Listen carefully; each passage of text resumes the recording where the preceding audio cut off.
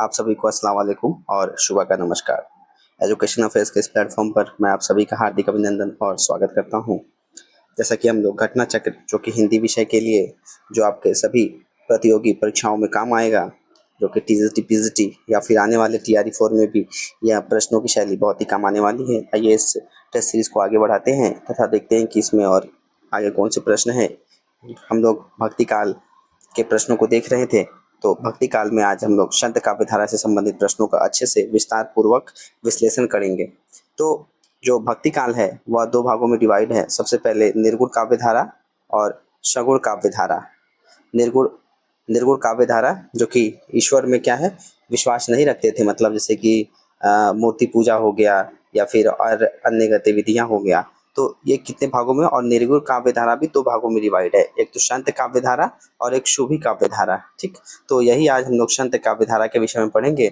और ये संत काव्य धारा को ज्ञानाश्रयी शाखा, जो कि रामचंद्र शुक्ल के द्वारा यह नाम दिया गया था, इसको ज्ञानाश्रयी शाखा को ही संत काव्य धारा बोलते हैं। और यहाँ पे जो सूफी काव्य धारा है जिसे हम लोग प्रेमाश्री काव्य धारा भी कहते हैं, और सगुण जो भक्ति काल है या सगुण काव्य धारा, जो कि दो भागों में यह डिवाइड है। ये भी सबसे पहले यह कृष्ण काव्य धारा और राम काव्य धारा में डिवाइडेड है। आइए संत काल से संबंधित प्रश्नों को देखते हैं। तो सबसे इसमें आज का प्रश्न है कि 59 नंबर या पहला प्रश्न की ज्ञानाश्रयी काव्य धारा में किस वर्ग के कवि आते हैं। तो इसमें कौन से कवि आते हैं, जो संत कवि हैं वह आते हैं। तो मैंने अभी बताया कि जो संत काव्य धारा उसे हम लोग ज्ञानाश्रयी शाखा भी कहते हैं।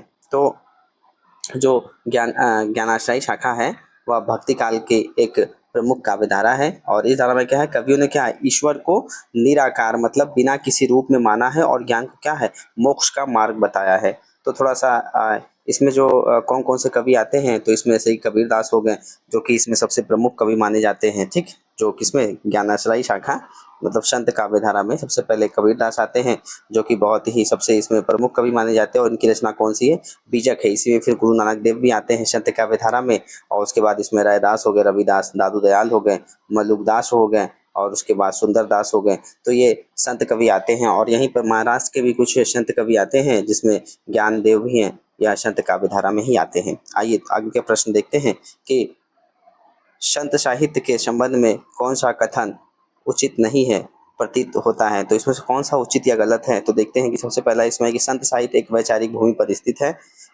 ठीक है, रामचंद्र शुक्ल के अनुसार यह इस्लामिक आक्रमण से पराजित हिंदू जनता का असहाय मनः स्थिति का परिणाम है। ठीक है, आचार्य रामचंद्र शुक्ल ने अपनी पुस्तक में बताया है कि जब मुस्लिम आक्रमण होता है तो उसी से जो होता है शैड होकर के यह इस काव्य धारा की जो है उत्पत्ति होती है। वहीं पे तीसरा है कि संत साहित्य को मात्र भजन पूजन के स्तर पर देखा जा सकता है। तो नहीं, जो संत साहित्य है वह भजन जो कीर्तन है उससे परे है। और चौथा है कि हजारी प्रसाद द्विवेदी ने अनुसार संत साहित्य या भक्ति आंदोलन भारतीय चिंता धारा का स्वाभाविक विकास है। तो बिल्कुल यह सही कथन है। तो इसमें कौन सा कथन गलत है, तीसरा कथन गलत है कि संत साहित्य के संबंध में जो तीसरा है यह कथन गलत है कि मात्र भजन पूजन ही नहीं है, बल्कि क्या है, यह एक तो निर्गुण काव्य धारा है जहाँ पर ईश्वर क्या है, बिना किसी रूप में है। और इसमें किस चीज़ का, मूर्ति पूजा का एक तो विरोध होता है, तथा जो बाह्य आडंबर है या जो भी कोई ऐसी प्रथाएं हैं उसका इसमें विरोध किया गया है। तो अगर हम लोग थोड़ा संत साहित्य के बारे में जाने, जो संत साहित्य है इसके विषय में अगर थोड़ा सा शॉर्ट में समझे तो सबसे पहले क्या इसकी विशेषता है कि जो निर्गुण की उपासना है इसमें की गई, मतलब कि संतों ने क्या किया है, ईश्वर को निराकार माना है और उसे सर्वव्यापी माना है। और इसमें क्या है, संत साहित्य में कि गुरु का जो है महत्व है, कि गुरु को क्या है, ईश्वर तक पहुंचने का एक मार्गदर्शक, एक गाइडर बताया गया है। वहीं पे सामाजिक समरसता की, जाति पाति का विरोध भी किया जो किया है, और मानवता पर क्या किया है, इस संत साहित्य काव्य धारा ने जोर दिया है। और जो जन भाषा है उसका प्रयोग जो संत साहित्य है इसने किया है। तो इसकी प्रमुख विषय हो गया, प्रमुख कवि मैंने बताया, जैसे कि कबीरदास हो गए, रविदास हो गए, गुरु नानक देव हो गए, दादू दयाल हो गए, और महाराष्ट्र के जो है ज्ञानदेव, वो भी ये क्या है, संत कवि काव्य धारा के अंतर्गत आते हैं। 61 नंबर प्रश्न है कि निम्नलिखित से कौन सी प्रवृत्ति संत काव्य की नहीं है। तो कौन सी नहीं है, इसमें जो वर्ण व्यवस्था को प्रोत्साहन देना, या फिर वर्ण व्यवस्था हम लोग कह सकते हैं, जैसे कि हम लोग जानते हैं 4 वर्ण होते हैं, एक तो ब्राह्मण हो गए, क्षत्रिय हो गए, फिर उसके बाद शूद्र हो गए और वैश्य हो गए। तो इनको प्रोत्साहन देना नहीं, मतलब कि इनको और बढ़ावा नहीं देना है, इनका क्या है, इन लोगों ने विरोध किया। किसने? संत काव्यधारा ने। किस संत काव्यधारा ने? जो वर्ण व्यवस्था है उसको प्रोत्साहन नहीं अपितु क्या है, इसका विरोध किया है। किस तरह की जो धारणाएं हैं या फिर व्यवस्थाएं, उसका इन्होंने विरोध किया है। तो और क्या प्रवृत्ति है इनका, कि रहस्यवादी भावना है, ठीक है, गुरु की जो है इसमें महत्वता मानी है और बाह्य आडंबरों का जो खंडन किया है और जो सामाजिक समरसता है उसकी बात की और जनभाषा का प्रयोग करना, इस संत साहित्य ने इन सब चीजों पर बल दिया है और वर्ण व्यवस्था को प्रोत्साहन देना बिल्कुल नहीं है। ज्ञानाश्रयी शाखा के प्रमुख कवि कौन है? तो जो ज्ञानाश्रयी के प्रमुख कवि माना गया है वह कबीरदास जी को माना गया है। कि भक्ति काल दो शाखाओं में बटी है, जैसे कि मैं बताया था, भक्ति काल दो भागों में है, निर्गुण काव्य धारा और सगुण काव्य धारा। और निर्गुण शाखा में ही क्या आता है, जो ये निर्गुण काव्य धारा है, ये इसके अंतर्गत जो संत साहित्य है और सूफी साहित्य है, और संत साहित्य को ही ज्ञानाश्रयी शाखा माना गया है। और प्रेमाश्रयी जो ऑफिस के बाद जो सकुड़ काव्य धारा वो क्या है, एक तो राम काव्य धारा और कृष्ण काव्य धारा में डिवाइडेड है। और इस शाखा के अन्य कवियों को हम लोग देखें, संत साहित्य में तो सबसे पहले आते हैं नानक देव, संत रविदास हो गए, दादू दयाल हो गए, मलुक दास हो गए, धर्मदास हो गए तथा सुंदर दास हो गए। और अग्रदास जो क्या है, सगुण काव्य धारा के जो राम आश्रयी शाखा के क्या है, कवि है, कौन? अग्रदास। और वहीं पे परमानंद दास तथा नंद दास सगुण धारा के कृष्ण जो शाखा है उनके कवि। तो इनके जो प्रश्न है आगे देखेंगे, जो कृष्ण धारा है या जो राम काव्य धारा है। 63 नंबर प्रश्न है कि इनमें से ज्ञानाश्रयी शाखा के कवि नहीं है, तो ज्ञानाश्रयी जो शाखा है उसके कवि कौन नहीं है? अग्रदास, ठीक है। अग्रदास कौन से काव्य धारा से संबंधित है? जो राम आश्रयी शाखा है, जो कि सगुण काव्य धारा से संबंधित है, तो अग्रदास उससे संबंधित है। अगर अग्रदास के विषय में थोड़ा समझे तो उन्होंने क्या है, जो रसिक संप्रदाय है, अग्रदास ने क्या है, जो रसिक संप्रदाय है उसकी स्थापना की है, जिसमें क्या है, भगवान राम और सीता को एक प्रेमी युगल के रूप में पूजा किया जाता है। तो जो अग्रदास है वह किसके शिष्य परंपरा में आते हैं? तो यह जो है कृष्णदास पहिहरी के शिष्य थे। तो अग्रदास किसके शिष्य हैं? कृष्णदास जो पहिहरी है उसके यह शिष्य माने जाते हैं। और जो प्रसिद्ध कवि नावादास है जिन्होंने भक्तमाल की रचना की है, उसके यह गुरु थे। अगला प्रश्न 64 नंबर की, इनमें से ज्ञानाश्रयी शाखा के संत कवि नहीं है, तो इसमें से कौन सा संत कवि नहीं है? तो परमानंद दास जो है वह संत कवियों की श्रृंखला में नहीं आते हैं। मलुक दास हो गए, धर्मदास हो गए, रायदास हो गए, रायदास या रायदास, और उसके बाद कबीर दास हो गए, सुंदर दास हो गए और गुरु नानक देव हो गई। तो ये सब किसमें आते हैं? ज्ञानाश्रयी शाखा, जिसे हम लोग संत साहित्य, जो संत काव्य धारा कह रहे थे। परंतु जो परमानंद दास है या इससे संबंधित नहीं है, बल्कि यह किससे संबंधित है, या जो सगुण काव्य धारा है उसमें जो कृष्ण काव्य धारा है उससे संबंधित कौन है? परमानंद दास। ये क्या है, अष्टछाप के अंदर आते हैं। जो 8 कवि हैं, जो कि वल्लभाचार्य के द्वारा 4 और विठलनाथ के द्वारा 4 जो बताए गए थे, मतलब अष्टछाप के कवियों में परमानंद दास आते हैं। और यह क्या है जो वल्लभाचार्य हैं उसके यह शिष्य थे, ठीक। और इनका जो प्रमुख रचना है वह परमानंद सागर है। अगला प्रश्न है कि ज्ञानाश्रयी शाखा के प्रमुख संत कवि का क्या नाम है? तो प्रमुख जो संत कवि वह कबीरदास है, ठीक। जो ज्ञानाश्रयी शाखा जिसे हम लोग संत काव्य धारा कह रहे हैं, और जो ज्ञानाश्रयी शाखा है इसका यह नाम किसने दिया है? आचार्य रामचंद्र शुक्ल ने। और संत काव्य धारा जो है वह दिया है डॉक्टर राम कुमार वर्मा ने। तो कबीरदास के विषय में थोड़ा समझते हैं। जो कबीरदास थे क्या थे? निर्गुण काव्य धारा से संबंधित हैं। और इन्होंने क्या किया है, जो जाति हो गया, धर्म हो गया या मूर्ति पूजा हो गया, इसका कड़ा विरोध किया। मतलब जो भी इसमें आडंबर होते हैं उसका विरोध किया है। और इन्होंने क्या बताया है कि गुरु को क्या है, ईश्वर से भी ऊंचा स्थान देना चाहिए, या इन्होंने दिया है। और इन्होंने जिस भाषा का यूज किया है वह सदुक्कड़ी या फिर पंचमेल खिचड़ी है, क्योंकि इसमें क्या है, कई भाषाओं का इसमें मिश्रण था, इसलिए इसको पंचमेल खिचड़ी या सदुक्कड़ी कहते हैं।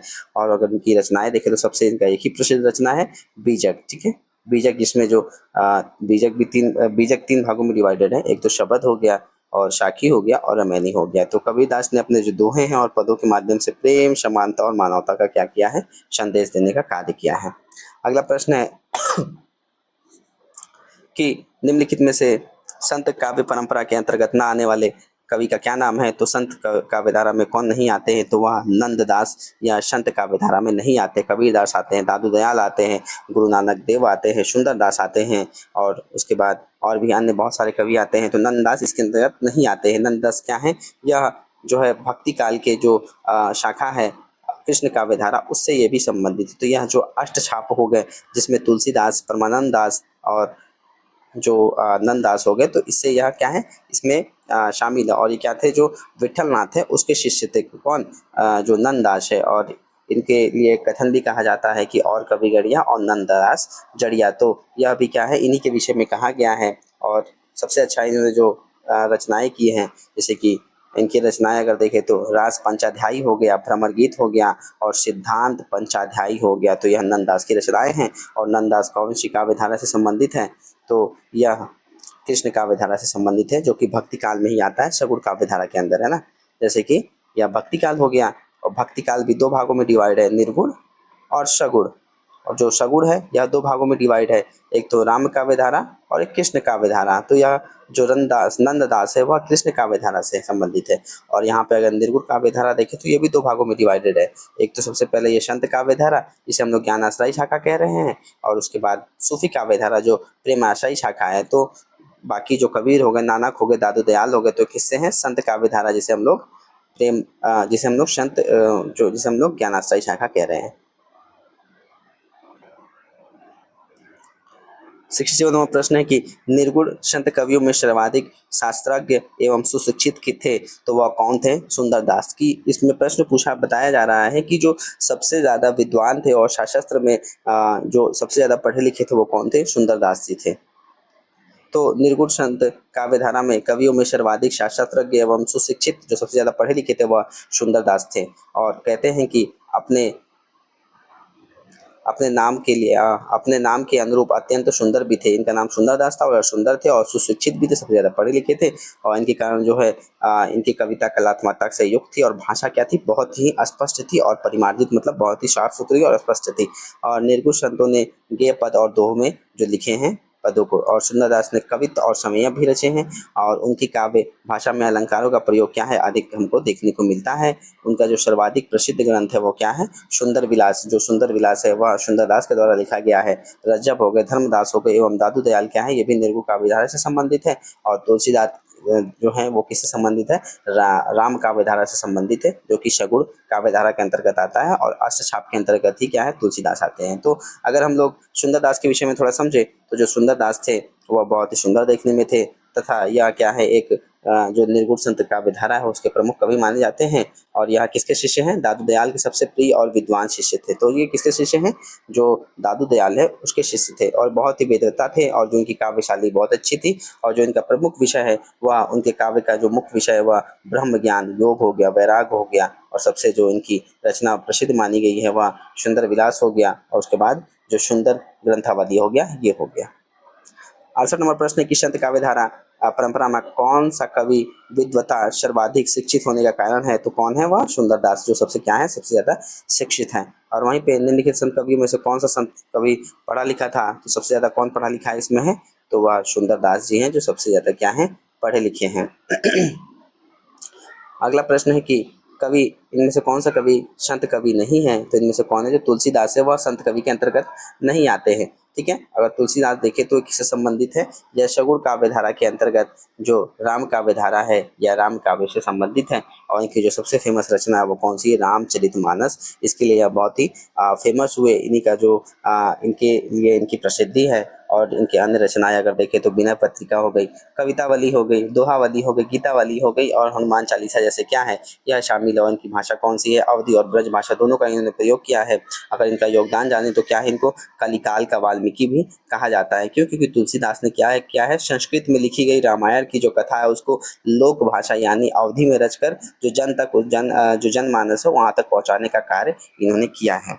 71 नंबर प्रश्न है कि श्रृंगार रस के घोर विरोधी कौन से संत कवि थे? तो वह कौन थे? सुंदरदास। की श्रृंगार रस के घोर विरोधी कवि किसको माना गया है? सुंदरदास को। ये दादू दयाल के क्या है, शिष्य परंपरा के अंतर्गत आते हैं। और इन्हें राघव दास ने दादू की शिष्य मंडली में दिनकर के समान ओजस्वी तथा दूसरा शंकराचार्य कहा है। और यह मध्यकालीन जो संतों है कवियों में सबसे क्या है, सबसे ज्यादा यह शिक्षित रहे हैं। और सुंदर विलास हो गए, ज्ञान समुद्र हो गए, स्वप्न प्रबोध हो गया, ज्ञान झूलगा हो गया, सूक्ष्म समाधि हो गए, क्या है, इनकी काव्य रचनाएं हैं। किसकी?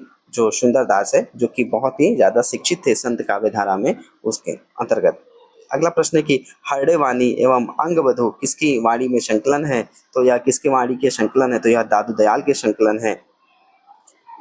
कि हरड़े वाणी एवं अंगबधु दादू दयाल की वाणी के संकलन है। दादू दयाल की वाणी को संकलित करने का कार्य सर्वप्रथम इनके शिष्यों संत दास एवं जगन्नाथ दास ने किया था, और जिसका नाम इन्होंने हरडे वाणी रखा। और रज्जम ने दादू दयाल की वाणी को क्या किया है, अंगवधु जो नाम है वो किसने दिया है, तो रज्जम ने यह संकलन किया है। और तथा जो संत दास हो गए और जो शिष्यों में संत दास एवं जगन्नाथ दास ने क्या है, हरडे वाणी जो है नाम रखा है। और दादू दयाल के विषय में अगर समझे तो दादू दयाल क्या है, एक महान संत कवि हैं, जैसा कि हम लोग जानते हैं, और नेहरू काव्य धारा में आते हैं। और इन्होंने क्या किया है, दादू पंथ के यह संस्थापक माने जाते हैं। और इन्होंने क्या किया है, जो ईश्वर की निराकार भक्ति पर क्या है, इस जो पंथ है उसकी जो जाति पाति का क्या है, इन्होंने इसमें विरोध किया है। और अगर इनके शिष्यों की बात करें तो टोटल इनके 52 शिष्य माने जाते हैं, और जिनमें से जो सुंदरदास है सबसे क्या थे, अधिक विद्वान और सुशिक्षित थे। और इनकी रचनाएं की बात करें तो हरडे वाणी हो गया, दादू जी का दोहा हो गया, या दादू दयाल की वाणी हो गया, इनके नाम से जाना जाता है। और इन्होंने क्या है, धार्मिक आडंबर हो गए, कर्म कांड हो गए, बाहरी दिखाव को क्या किया, बहुत ही ज्यादा विरोध किया है। और प्रेम, भाईचारे और जो सादगीपूर्ण जीवन का क्या किया है, संदेश देने का कार्य किया है। अगला प्रश्न है कि ज्ञानाश्रयी शाखा के कवियों को किस नाम से पुकारा जाता है, तो इनको किस नाम से पुकारा जाता है, संत कवि हम इस नाम से भी जानते हैं। जो ज्ञानाश्रयी शाखा है उसको हम लोग संत काव्यधारा या संत कवि भी कहते हैं। और जो ज्ञानाश्रयी शाखा है वह आचार्य रामचंद्र शुक्ल के द्वारा दिया गया है। और वहीं पे अगर संत कवि देखे तो यह डॉक्टर राम कुमार वर्मा के द्वारा दिया गया है। अगला प्रश्न है कि संत काव्यधारा नाम किसने दिया है, तो यह डॉक्टर राम कुमार वर्मा ने संत काव्यधारा नाम दिया है। किसने दिया है, जो संत काव्य है वह राम कुमार वर्मा ने, और जो ज्ञानाश्रयी शाखा है वह किसने दिया है, तो आचार्य रामचंद्र शुक्ल ने दिया है। अगर राम कुमार वर्मा के विषय में अगर समझे तो ये क्या है कि हिंदी साहित्य के प्रमुख कवि हैं, नाटककार है और आलोचक है। और इनकी पहचान क्या है, वन एक्ट प्ले के यह जनक माने जाते हैं। और इनमें रहस्यवाद, छायावादी प्रवृत्ति भी क्या है, राम कुमार वर्मा में दिखाई देती है।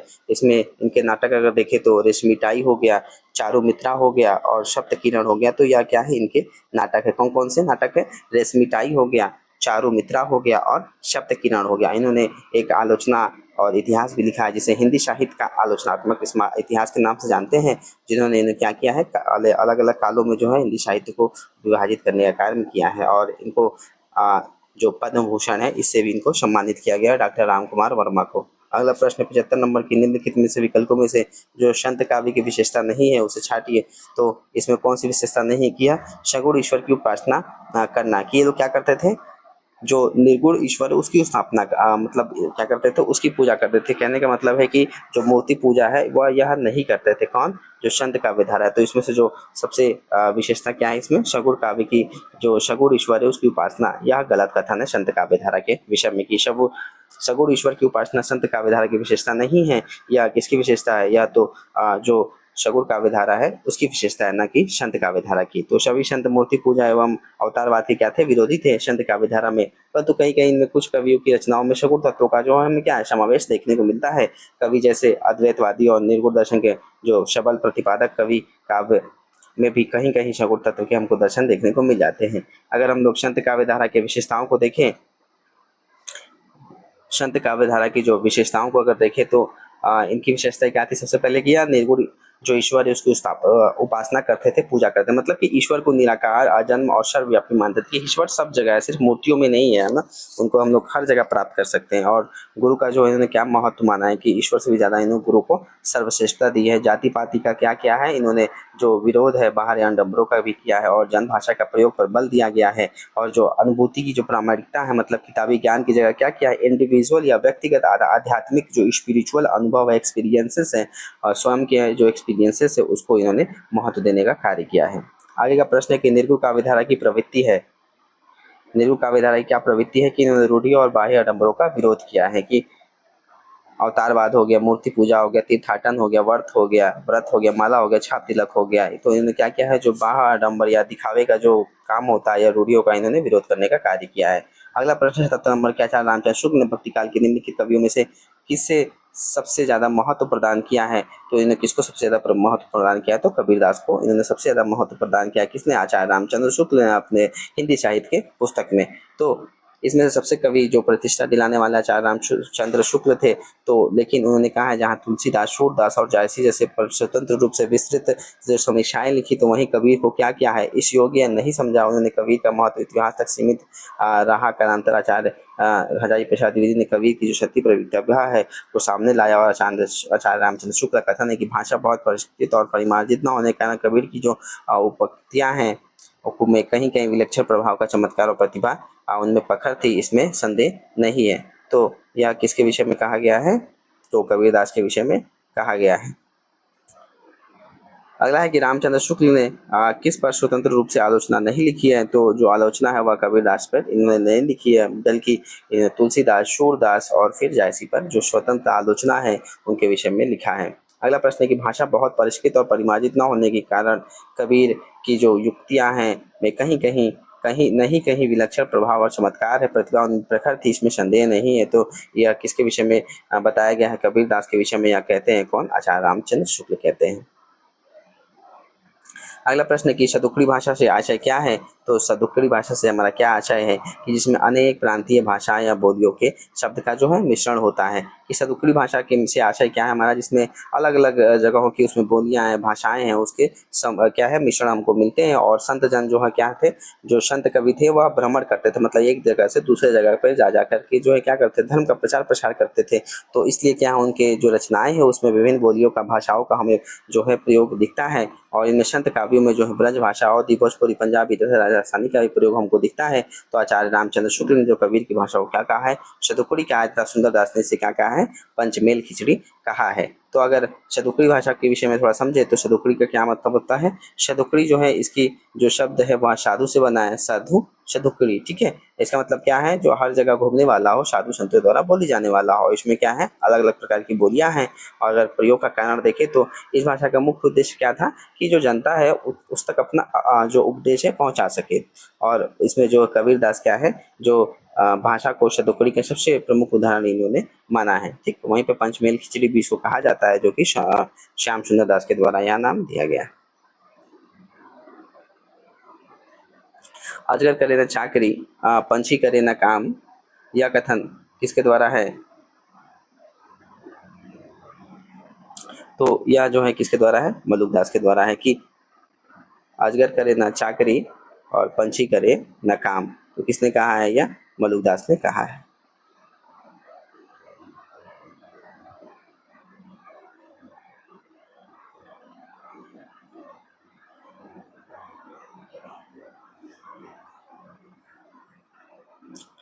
तो अजगर करे न चाकरी, पंछी करे न काम, ये किसने कहा है, मलुकदास ने कहा है। तो निकम्मे तथा आलसियों के बारे में क्या है, इन्होंने यह कथन कहा है।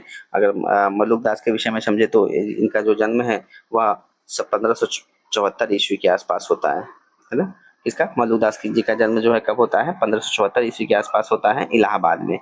और इसमें एक जो इनका जन्म कहाँ होता है, खक्कर खत्री परिवार में होता है। और आध्यात्मिक जीवन अगर देखें तो यह क्या थे, एक सेठ थे। और गृहस्थ जीवन में क्या थे, रहते हुए भी उन्होंने क्या है, अपनी पत्नी और बेटी की मृत्यु के बाद क्या किया, इनकी जो बेटी है, पत्नी की जो मृत्यु हो जाती है उसके बाद क्या करते हैं, विरक्ति ले लेते हैं और पूरी तरह क्या भक्ति की ओर आगे अग्रसर हो जाते हैं। और उनके गुरु का क्या नाम था, पुरुषोत्तम। मलुकदास के गुरु का क्या नाम है, पुरुषोत्तम इनके गुरु का नाम है। और इनका प्रभाव इन पे हमको देखने को मिलता है। और इनका जो है मलुकदास की मृत्यु 108 वर्ष में लमसम 1682 ईस्वी में होता है। और काव्य दर्शन के विषय में अगर थोड़ा समझे तो इन्होंने निर्गुण काव्य धारा की व्यक्ति की है, अभिव्यक्ति की है। और इनके जो प्रमुख रचनाएं हो गए तो उसमें रतन खान हो गया, ज्ञानबोध हो गया। मलुकदास की रचनाएं कौन है, रतन खान हो गया। और उसके बाद जो है ज्ञानबोध हो गया। उनकी रचनाओं में अलग बानी और भगत बछावली की भी क्या है, उल्लेख है। पैसा निकालना उधर है तो बैग में देखते।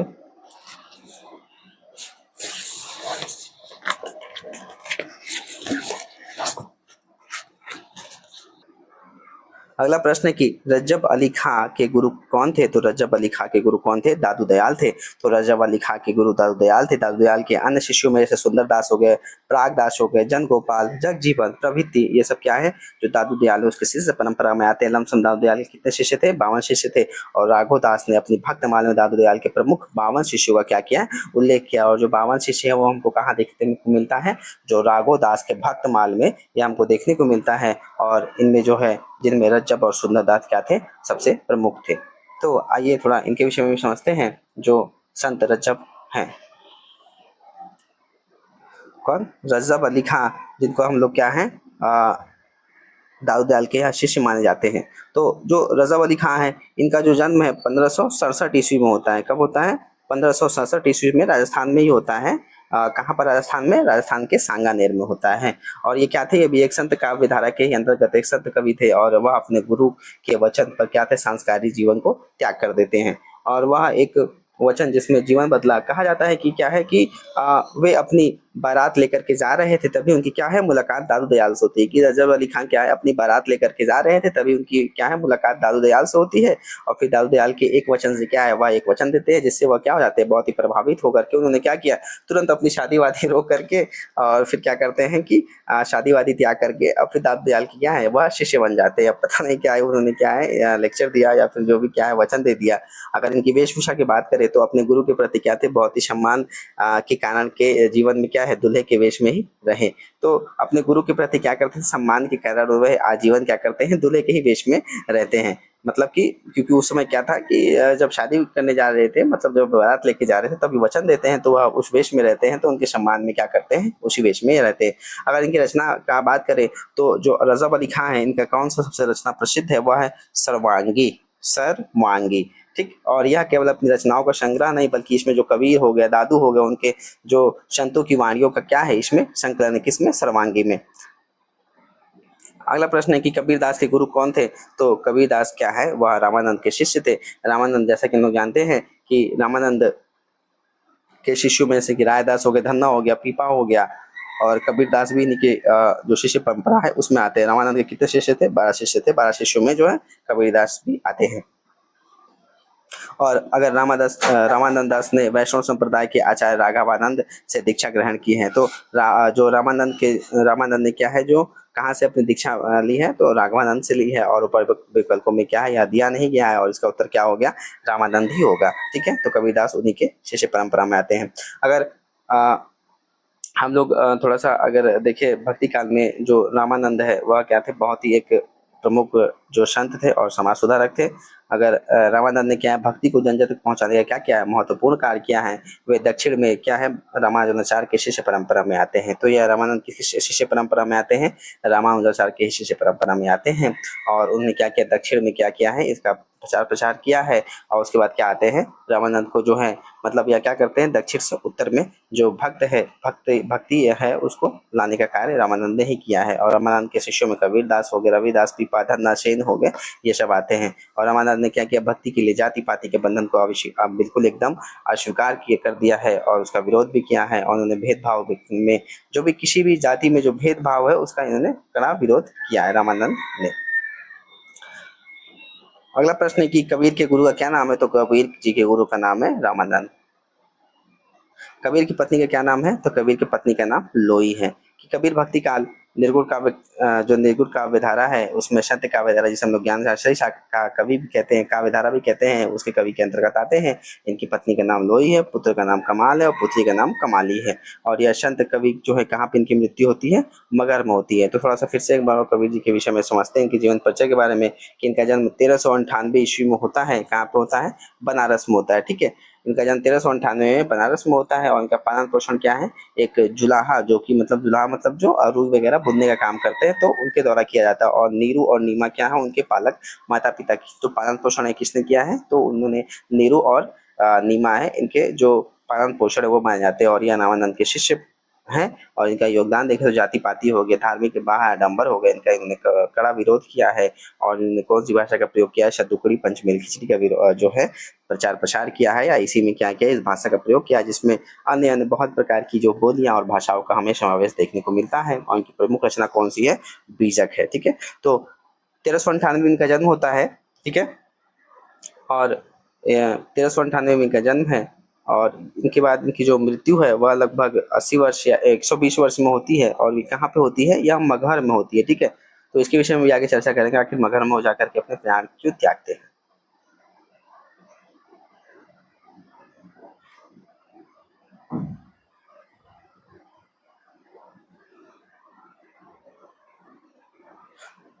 ये देखिए, मगहर और लोई से किसका संबंध है? तो मगहर और जो लोई है, मगहर क्या है? एक स्थान है।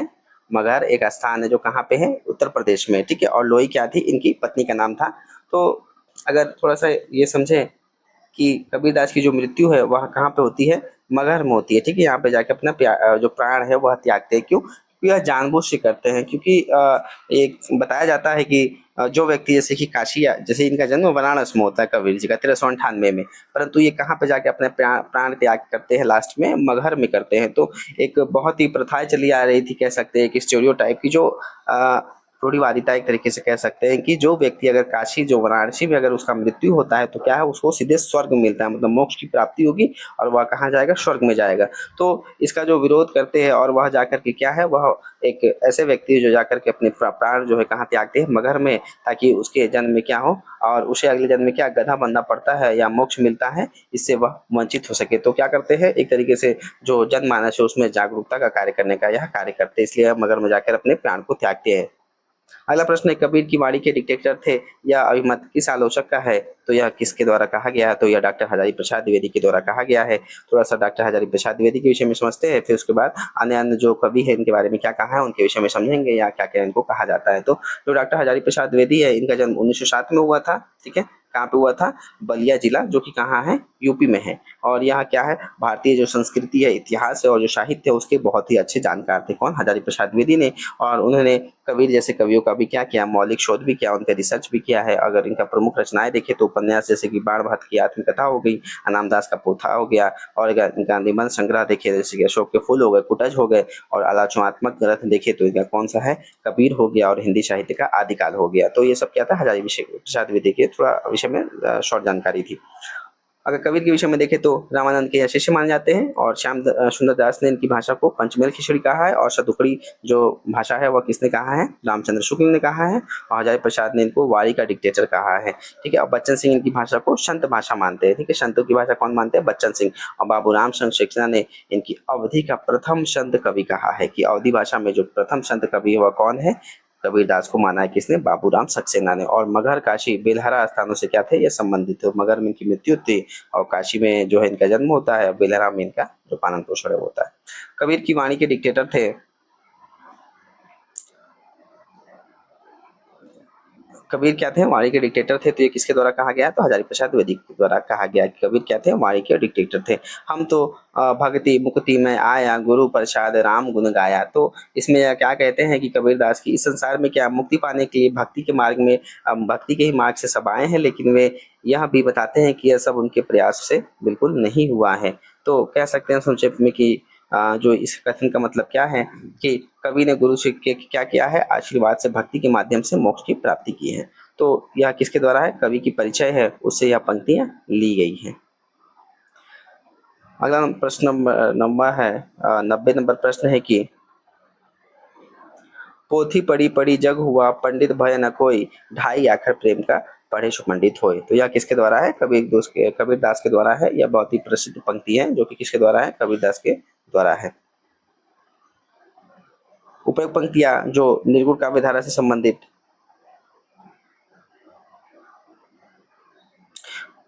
उपयुक्त पंक्तियां जो कि किससे संबंधित है? निर्गुण काव्य धारा, जिसे हम लोग ज्ञानाशय शाखा या संत काव्य धारा भी कहते हैं, जो कि कबीरदास से द्वारा रचित है।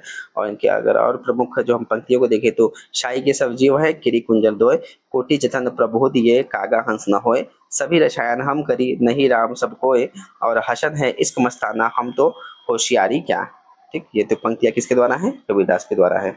अगला प्रश्न है कि कबीर ने जिस प्रकार एक निराकार ईश्वर के लिए भारतीय वेदांत का पल्ला पकड़ा, उसी प्रकार उस निराकार ईश्वर की भक्ति के लिए सूफियों का प्रेमतत्व लिया है और अपना निर्गुण धूमधाम से निकाला है। तो यह कथन किसके द्वारा है? तो यह कथन आचार्य रामचंद्र शुक्ल के द्वारा है कि आचार्य रामचंद्र शुक्ल क्या है, कहते हैं कि कबीर ने जिस प्रकार एक निराकार ईश्वर या फिर जो निराकार या फिर निराकार है ना, निराकार ईश्वर के प्रति जो भारतीय वेदांत का है क्या है, पल्ला पकड़ा है, ठीक है। तो उसी प्रकार से उस निराकार ईश्वर की भक्ति के लिए भी क्या किया है, जैसे कि जिस प्रकार से उन्होंने क्या निराकार ईश्वर का जो भक्ति का उसका प्रचार प्रसार किया है, और लेकिन उसी प्रकार क्या है जो सूफी साहित्य है उससे प्रेम तत्व लिया है और अपना जो निर्गुण पद है वह धूमधाम से निकाला है। यह बात यह थी कि भारतीय भक्ति मार्ग सरकार साकार और सगुण को लेकर चला था। निर्गुण और निराकार ब्रह्म भक्ति या प्रेम का विषय नहीं माना जाता है।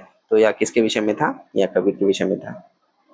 कबीर उलटबाशियों के विशेषज्ञ माने जाते हैं। इससे पहले उलटबाशियां किस साहित्य में मिलता है, तो हमें किसमें मिलता है, सिद्ध साहित्य। सिद्ध साहित्य किससे संबंधित है, यह आदिकाल से संबंधित है, ठीक है। सिद्ध हो गया, नाथ हो गया, है ना, सिद्ध और नाथ, तो ये किससे संबंधित है, आदिकाल से। और सिद्धों की संख्या कितनी थी, 84 मानी जाती है, जो कि ज्योतिश्वर ठाकुर, ज्योतिश्वर रत्नाकर ठाकुर है, उनके जो पुस्तक है वर्णताकर, उसके अंतर्गत हमको यह मिलते हैं 84 सिद्ध, जिसमें क्या बोलते हैं, जिसमें के अंतर्गत 84 सिद्धों में कौन आते हैं, शरापा हो गए, शबरपा हो गए, लोईपा हो गए, डोंगीपा हो गए, और उसमें क्या है जो गोरक्षनाथ है इसी के अंतर्गत आते हैं। और गोरक्षनाथ क्या करते हैं, बाद में इसमें देखते हैं कि चारित्र का पतन हो रहा है, तो यह सिद्ध साहित्य हट करके क्या करते हैं, नाथ पंथ की स्थापना करते हैं। तो हिंदी साहित्य में सबसे पहले उलटबाशी सिद्धनाथों नाथों की रचना में मिलती है, और कबीरदास इन्हीं से क्या प्रभाव होकर उलटबाशियों का आखिर करते हैं।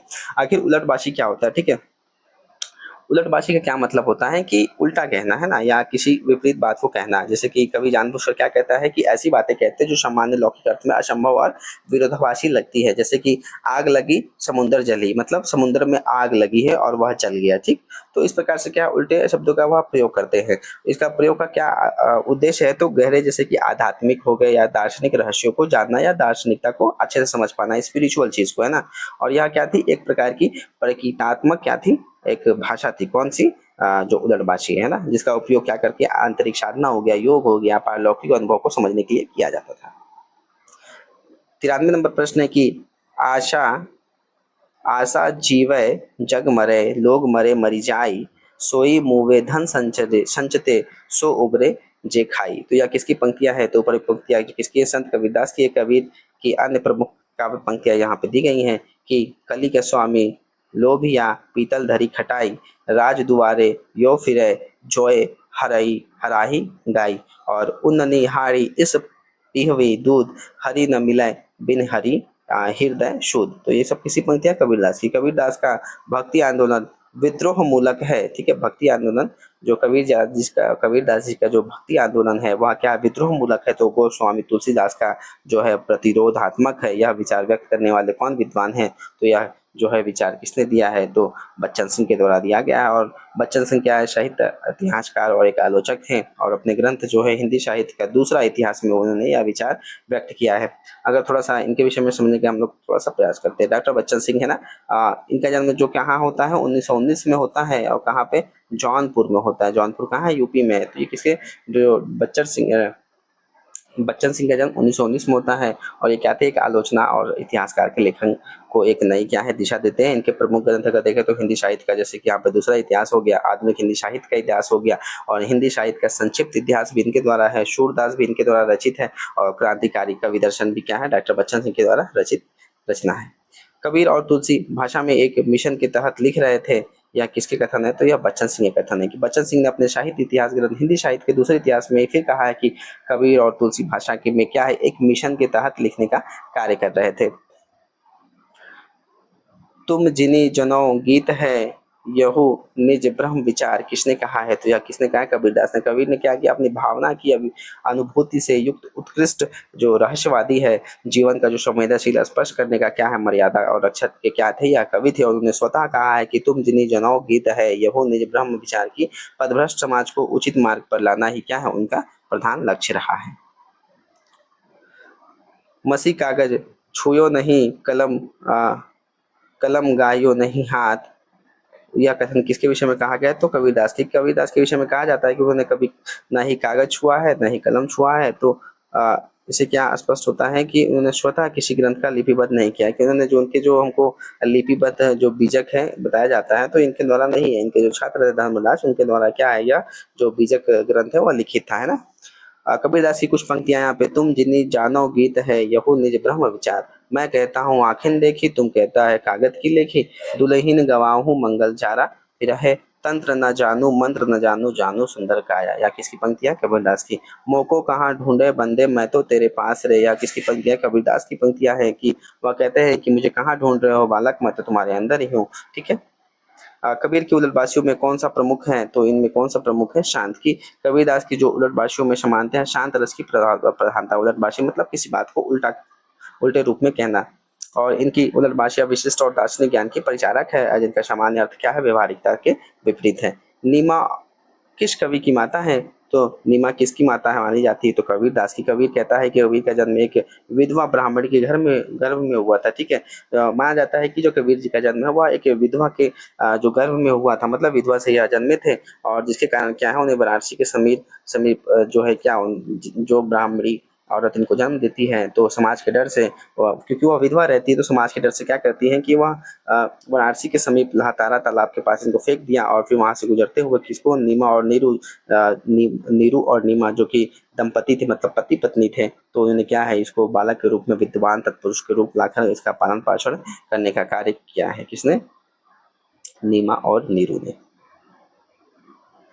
वैसे कबीर ने अपनी माता पिता का कहीं भी उल्लेख नहीं किया है, किंतु जाति जुल्हा बताया है। ठीक है। एवं बनारस के रहने वाले बताया है, और जनश्रुतियों के में प्रसिद्ध है। कबीर की पत्नी का नाम लोई ही आता है, और उनकी संतान के रूप में पुत्र कमाल और कमाली का नाम हमको देखने को मिलता है। और कबीरदास की मृत्यु जो मगहर में जब होती है, क्योंकि वो मगहर में जाकर इसलिए प्राण त्याग करते हैं कि लोग कहते हैं कि बनारस में मरोगे तो भैया मोक्ष मिलेगा, तो इसका यह विरोध करते हुए जाके वहां पे प्राणों को त्यागते हैं। आगे का प्रश्न है, कबीरदास की मृत्यु कहाँ होती है? तो कबीरदास की मृत्यु कहाँ होती है? वह मगहर में होती है। ठीक है। अगर थोड़ा सा जो कबीरदास के जो गुरु हैं उसके विषय में समझते हैं, कि जैसे कि हिंदू परंपरा के अनुसार क्या है, संत रामानंद को इनका क्या है, जो हिंदू परंपरा के अनुसार कि कबीरदास को के गुरु संत रामानंद को माना जाता है, और इस्लामी सूफी परंपरा के अनुसार क्या है, जो शेख तकी है उनको इनका जो गुरु है माना जाता है। सिकंदर लोदी ने किसके कहने पर कबीरदास को जंजीर से बांधकर गंगा में डुबोया था? है ना। किसके कहने पर? जो कबीरदास को जंजीर में बांध करके, तो सिकंदर कहा जाता है कि किसके कहने पे? शेख तकी। ठीक है। कि कबीरदास सिकंदर लोदी के समकालीन थे। ठीक है। जैसा कि हम जानते हैं कि इनके 1398 में जन्म होता है, और लमसम यहाँ 1520-18 के आसपास इनकी मृत्यु होती है। लमसम 120 वर्ष यहाँ जीवित रहते हैं। तो उस समय किसका शासन था? तो वह उस समय दिल्ली पर शासन कौन कर रहा था? सिकंदर लोदी। तो हिंदी साहित्य के इतिहास में क्या लिखा गया है? आचार्य रामचंद्र शुक्ल ने लिखा है कि वैरागियों का परंपरा में रामानंद जी का मानिकपुर के शेख तकी पीर के साथ क्या हुआ था? एक बार विवाद हुआ था कि रामानंद और जो शेख तकी है उनके बीच में थोड़ा विवाद हो गया था। तो शेख तकी क्या दिल्ली के बादशाह सिकंदर लोदी के क्या थे? समय में ही थे। तो कुछ लोगों का मत है कि ये सिकंदर लोदी के जो पीर गुरु थे, है ना, सिकंदर लोदी क्या थे? यह पीर गुरु थे। कौन? जो शेख तकी है। तो उन्होंने क्या क्या, उनके कहने पर उन्हें कबीर साहब को क्या किया? जंजीर में बांध कर गंगा में डुबाया था। कबीर के शिष्य धर्मदास ने भी क्या है, इस घटना का उल्लेख अपने जो है पुस्तक में की है कि शाह सिकंदर जल में बोरे बहुरी अग्नि पर जाए, मैमत हाथी आनी झुकाए सिंह रूप दिखराए, निर्गुण कथय अभय पद गावे जीवन को समझाए, काजी पंडित सबे हराए पार हो नहीं पाए। कि शेख तकी और कबीर के संवाद क्या है? प्रसिद्ध है। कि शेख तकी और जो कबीर के संवाद वह प्रसिद्ध है, और उसमें सिद्ध होता है कि रामानंद जी दिल्ली के बादशाह सिकंदर लोदी के क्या थे? समकालीन थे। और कबीर परिचय में आनंद दास, है ना, कबीर परिचय में आनंद दास ने कबीर के व्यक्तित्व और जीवनी के संबंधित कुछ तथ्यों का उल्लेख भी स्पष्ट शब्दों में किया है। उनके अनुसार वे जन्म से क्या थे? जुलाहे थे, और उनका निवास स्थान कहाँ था? काशी था। और उनके गुरु कौन थे? रामानंद थे। या कौन बता रहे? आनंद दास बता रहे। और सिकंदर लोदी ने उन्हें अनेक प्रकार की क्या है, यातनाएं दी थी। किसको? कबीरदास जी को। और 120 की उम्र में लमसम 1518 ईस्वी में क्या होता है? इनकी मृत्यु हो जाती है। 1398 में इनका जन्म होता है। ठीक है। मृत्यु कहाँ होता है? मगहर में होता है, मतलब मगहर में जाके अपने प्राणों को त्यागते हैं। थोड़ा सा अगर सिकंदर लोदी के विषय में भी थोड़ा समझते हैं, है ना। सिकंदर लोदी, तो सिकंदर लोदी क्या है? इनका जो नाम है निजाम खान है, और दिल्ली के क्या थे? यह लोदी वंश के एक शासक थे। और क्या थे? यह वंश का दूसरा और सबसे शाली शासक था। ठीक है। और उसने क्या है, 1489 से लेकर 1517 तक शासन किया था। ठीक।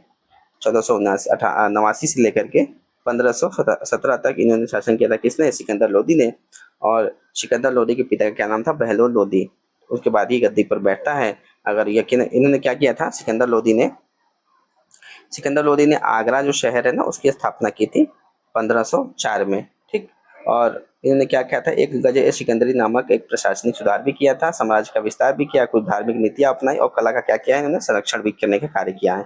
कबीर किस शासक के समकालीन थे, तो यह सिकंदर लोदी के समकालीन थे। अभी हम लोगों ने देखा कि कबीरदास का जन्म कब हो रहा है, 1398 से लेकर के यहाँ 1518 तक रहते हैं, और वहीं पे 1489 से लेकर के 1517 तक कौन रहते हैं शासन में, तो सिकंदर लोदी रहते हैं, जो कि लोदी वंश के अंतर्गत आते हैं। कबीर दास दिल्ली सल्तनत के शासकों में किसके समकालीन थे, तो यह सिकंदर लोदी के समकालीन थे। पंचगंगा घाट में कबीर किसके पैरों के नीचे पड़े थे, तो वह किसके पैरों के नीचे पड़े थे, रामानंद की। रामानंद जी प्रतिनिधि मतलब क्या कहने का है कि जो कबीरदास है उनको वह दीक्षा नहीं देते। तो एक बार क्या होता है, गंगा नदी के किनारे जब रोज प्रतिदिन वहाँ रामानंद आते हैं तो उनके ही नीचे क्या करते हैं, या लेट जाते हैं। तो जिसके बाद क्या है, वह स्नान करते थे, और कभी क्या है उसी जो घाट है सीढ़ियों पर वह लेट जाते हैं, और जो ब्रह्म मुहूर्त या मतलब सुबह का जो मुहूर्त रहता है, तो उस समय रामानंद क्या कहते हैं, स्नान करने जाते हैं, तो उनका पैर क्या कबीर की छाती पे पड़ा और वह चिल्लाए, ठीक है। रामानंद जी ने ऐसा बच्चा समझकर तुरंत गोद में उठा लिया और कहे, अरे बेटा राम राम कहा, यही कबीर के क्या है, यह मंत्र हो जाता है, ठीक। अगला प्रश्न है कि ढाई आकर प्रेम का पढ़े पंडित हो, या किसकी पंक्तियां, तो यह कबीरदास की पंक्तियां। कबीर का संबंध किस काव्य धारा से है, तो कबीर का संबंध किस काव्य धारा से है, तो यह ज्ञान आश्रय निर्गुण भक्ति धारा से, जिसे हम लोग संत काव्य धारा भी कह रहे थे, या भक्ति काल की, जैसे कि निर्गुण काव्य धारा हो गया और सगुण काव्य धारा हो गया। तो निर्गुण में ही क्या आ जाता है, प्रेम आश्रय ज्ञान आश्रय शाखा, जिसे हम लोग संत काव्य धारा भी कहते हैं। देखिए यहाँ पर बताया गया है कि कबीर का जो संबंध है तो वह ज्ञान आश्रय निर्गुण काव्य धारा से या भक्ति धारा से, जिसे हम लोग संत काव्य धारा कह रहे थे। और आचार्य रामचंद्र शुक्ल ने भक्ति काल को प्रमुखता दो भागों में बांटा है, एक तो सगुण और एक तो निर्गुण, और इनके भी क्या है, दो दो भाग किए। जैसे कि देखिए भक्ति धारा, भक्ति काल निर्गुण और सगुण काल, और निर्गुण काल किसमें होगा, ज्ञानाश्रय में। इसमें कौन है, जो ज्ञानाश्रय काव्यधारा है उसको हम लोग संत काव्यधारा भी कह रहे थे, जिसमें क्या है, इसमें कबीर को क्या है, प्रतिनिधि या सबसे इनका जो प्रवर्तक है वो कबीर जी को माना गया है। और वहीं पे एक और भाग निर्गुण का है, प्रेमाशाही शाखा, जिसमें जिसे हम लोग सूफी काव्यधारा भी कहते हैं, जिसमें प्रमुख कवि कौन से हैं, मलिक मोहम्मद जायसी है। और वहीं पे अगर सगुण काव्यधारा देखें, जो भक्ति काल है उसमें निर्गुण और सगुण आता है, तो सगुण काव्यधारा में रामाश्रयी हो गया, जिसके प्रमुख कवि गोस्वामी तुलसीदास माने जाते हैं, और कृष्ण काव्यधारा के जो है सूरदास माने जाते हैं। निर्गुण ज्ञानाश्रयी शाखा का दूसरा नाम क्या था, तो निर्गुण ज्ञानाश्रयी शाखा का दूसरा नाम क्या है, तो वह है शांत साहित्य, ठीक है। इसके विषय में भी चर्चा कर लिया हमने, आगे देखते हैं। कबीरदास किस काव्यधारा का प्रतिनिधि करते हैं, तो वह किसके प्रतिनिधि है, तो संत काव्यधारा, जिसे हम लोग ज्ञानाश्रयी शाखा कह रहे हैं, तो इसके वहाँ क्या है, प्रतिनिधि कवि माने जाते हैं। कबीर का जो वाणी का संग्रह है वह बीजक कहलाता है। इसके कितने भाग हैं, तो इसके 3 भाग हैं, ठीक है। इसके कौन कौन से 3 भाग हैं, साखी, शबद और रमैनी। कबीरदास भक्ति काल के एकमात्र ऐसे कवि है जो आजीवन समाज और लोगों के बीच व्याप्त आडंबरों पर क्या करते हैं, कुठाराघात या उसका विरोध करते हैं। अगर हम लोग बीजक की बात करें, तो बीजक का जो है संकलन या फिर इसको संकलित किसने किया था, तो इनका जो शिष्य था, किसका, कबीरदास के जो धर्मदास है, उन्होंने क्या किया, बीजक का संकलन किया था लमसम 1464 ईस्वी में। और इसको 3 भागों में वह बांटते हैं, एक तो साखी और शबद और अमैनी। और बीजक का क्या, बीजक का अगर शाब्दिक अर्थ देखें तो बीज का संग्रह या मतलब खजाने की जो पूंजी है, तो इसका नाम इसलिए रखा गया था क्योंकि इसमें जो कबीर के आध्यात्मिक ज्ञान हो गए, उनके विचार हो गए, तो उनका क्या था, सार बीज के रूप में यह छुपा हुआ था, इसलिए इसका नाम बीजक हो जाता है। और यह ग्रंथ कबीर पंथ का जो है क्या है, प्रमुख धर्म ग्रंथ माना जाता है। और इसके जो है 3 भाग यहाँ पे डिवाइड किए गए थे, साखी, शबद, रमैनी। और साखी में क्या है, इसमें दोहे हैं जो कबीर के उपदेशों और जीवन दर्शन का क्या करते हैं, सार प्रस्तुत करते हैं। साखी का अर्थ है साक्षी या फिर गवाह, यानी वे अनुभव या वे अनुभव जन सत्य पर क्या है, आधारित होते हैं, साखी, ठीक है। ये क्या थे, इसमें दोहे दोहे हैं जो कबीर के उपदेशों के हैं, ठीक। और वहीं पे अगर शबद की बात करें तो ये क्या है, ये गे पद है, मतलब गाए हुए, गाए जाने योग्य क्या होते हैं, या पद होते हैं। इसमें कबीर के रहस्यवादी और भावनात्मक अनुभव है वह व्यक्त किए गए हैं। वहीं पे अगर रमैनी की बात करें तो अगर हम लोग रमैनी की बात करें तो इसमें क्या है, कहाँ गया ये ना, रमैनी। रमैनी में क्या है, ये चौपाई और दोहे में रचित है, क्या, रमैनी। और इनमें दार्शनिक विचारों, धार्मिक पाखंडों की क्या किया गया है, इसमें आलोचना की गई है। तो ये जो क्या है, चौपाई और दोहे में है, ठीक है। कौन सा, रमैनी। अगला प्रश्न है कि किस संत ने विदेशी आक्रमणकारियों के विरुद्ध आवाज उठाई थी, जो किसने कार्य किया है? यह गुरु नानक जी ने, जो विदेशी या फिर बाह्य आक्रमण थे उनके खिलाफ इन्होंने आवाज उठाने का कार्य किया है। कि सिख धर्म के संस्थापक गुरु नानक देव ने विदेशी आक्रमणकारियों के विरुद्ध आवाज उठाई थी। इनका जन्म 1469 में और 1539 में इनकी मृत्यु होती है। और इन्हें नानका साहब क्या इनका जो जन्म कहाँ हुआ था? तलवंडी, पश्चिमी पाकिस्तान, जो वर्तमान में है, और जिसे अब क्या करते हैं, नानका साहिब कहा जाता है। और अगर इनका थोड़ा सा इनके विषय में समझते हैं, या गुरु नानक देव के विषय में, सबसे पहले ये क्या है, जो सिख धर्म है उनके संस्थापक माने जाते हैं। ठीक है, जो सिख धर्म के संस्थापक कौन है? गुरु नानक देव। और इन्होंने क्या किया? अपना पूरा जीवन ईश्वर की एकता, मानवता और भाईचारे का जो संदेश देने का कार्य किया है। और इनका अगर प्रमुख जो शिक्षा और काव्य की बात करें तो इन्होंने एक ओंकार का संदेश दिया है। कि इन्होंने, गुरु नानक देव ने, एक ओंकार का क्या मतलब होता है? कि ईश्वर क्या है? एक है। ठीक है, गुरु नानक देव जी क्या कहते हैं कि ईश्वर क्या है, मतलब ईश्वर क्या है? एक है। तो यह एक ओंकार का संदेश हो गया। ठीक, अगर इनके काव्य की बात करें तो गुरु ग्रंथ साहिब में इनके काव्य संकलित है। और शिष्य परंपरा और काव्य की बात करें तो गुरु नानक के स्वयं कोई कवि नहीं बनाए हैं। ठीक, मतलब इनके कोई शिष्य विष्य नहीं है। और लेकिन क्या है, उनके बाद आए सिख गुरुओं ने क्या किया है? इनकी परंपरा को आगे बढ़ाने का काम किया है। तो संत कवि गुरु नानक देव का जन्म कहाँ हुआ था? तलवंडी, जो कि कहाँ है? अभी वर्तमान पाकिस्तान में है। तो इनका जन्म 1469 में होता है और मृत्यु 1538 या 39 में होता है। इनके पिता का नाम क्या है? कालू चंद, तथा माता का नाम क्या है? तृप्ता था। और उनका जन्म स्थान कहाँ है? अब नानका साहब कहलाता है, जो पश्चिमी पाकिस्तान में है। और इनकी पत्नी का नाम सुलक्षणी है, तथा पुत्र का नाम श्रीचंद है, और पत्नी का नाम लक्ष्मी चंद है। और श्रीचंद ने क्या किया है? उदासी संप्रदाय का प्रवर्तन किया है। ठीक, इसके विषय में भी आगे समझेंगे। आगे क्या कुछ अन्य तथ्य देखते हैं कि रामानंद के विषय में, कि नावादास ने इनके शिष्यों की संख्या 12 बताई। इसमें अनंतानंद, कबीर, सुखानंद, सुरसुरानंद, पद्मावती, नरहरि, पीपा, भावानंद, रैदास, धन्ना, सेन तथा सुरसुरी।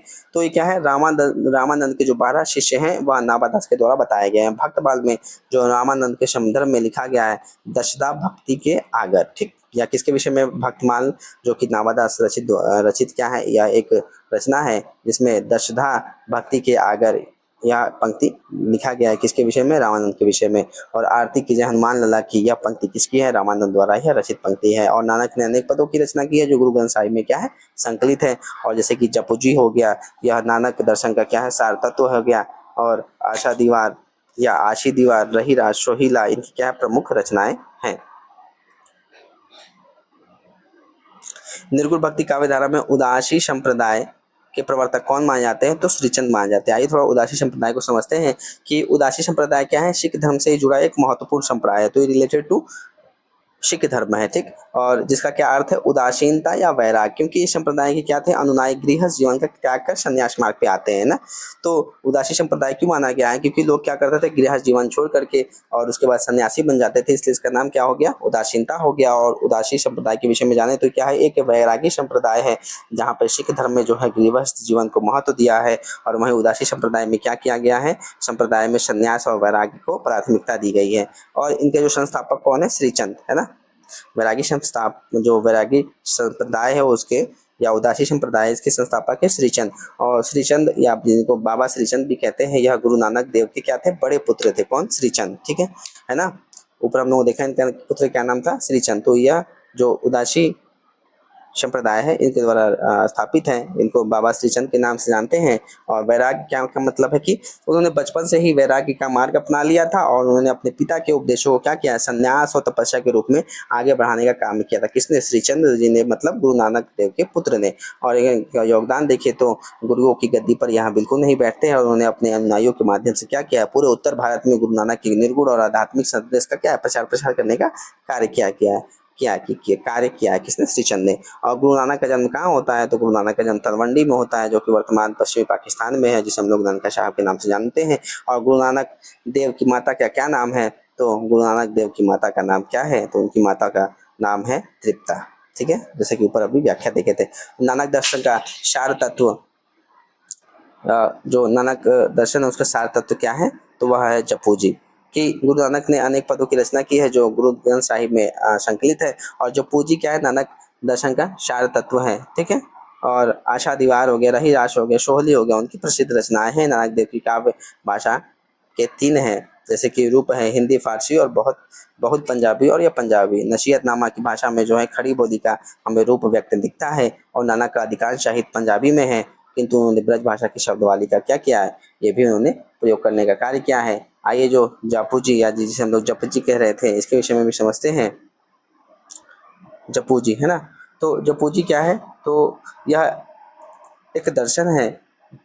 इसके अंतर्गत क्या है, ईश्वर का जो स्वरूप है वह निराकार बताया गया है। इसमें बताया गया है कि सत्य के मार्ग पे चलो और कर्म का जो है इसमें महत्व बताया गया है, और अहंकार का क्या करो, आप त्याग करो। और इसके क्या है 5 खंड है कि जापूजी साहिब को क्या है 5 आध्यात्मिक खंडों में बांटा गया है, जो कि एक भक्ति की आध्यात्मिक यात्रा का इसमें वर्णन मिलता है, जिसमें वह अहंकार को त्याग ईश्वर के साथ क्या है एक साथ हो जाता है। तो संक्षेप में हम कह सकते हैं जो जपू जी या जापू जी एक साहिब एक ऐसी रचना है जो भक्ति कर्म और आध्यात्मिक ज्ञान के माध्यम से ईश्वर के साथ क्या है एकाकार होने का हमको मार्ग दिखाती है। ठीक है, बहुत बहुत धन्यवाद आप लोग का, आप लोगों ने इतना पूरा वीडियो देखा। अगर देख रहे हैं तो अच्छी बात है, मैंने अच्छे से विश्लेषण करने का प्रयास किया है। आई होप ये वीडियो बहुत ही हेल्पफुल रहा होगा। वो कोई डाउट है या कोई सजेशन देना चाहते हैं तो ज़रूर बताएं। Thank you.